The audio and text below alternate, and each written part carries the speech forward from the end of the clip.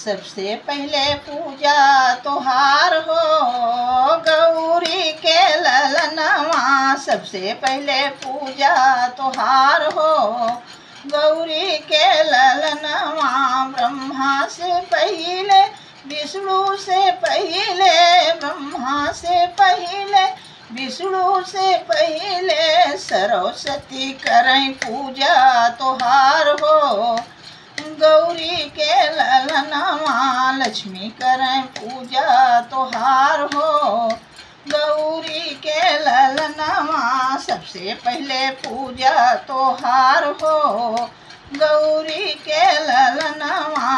गौरी के ललनवा शिव के ललनवा। सबसे पहले पूजा तोहार हो गौरी के ललनवा।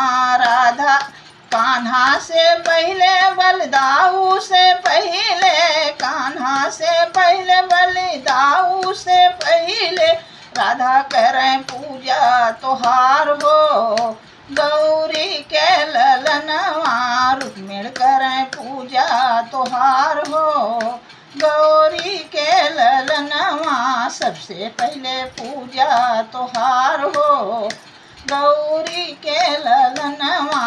राम से पहले सीता से पहले, राम से पहले लक्ष्मण से पहले सीता करें पूजा तोहार हो गौरी के ललनवा। सबसे पहले पूजा तोहार हो गौरी के ललनवा।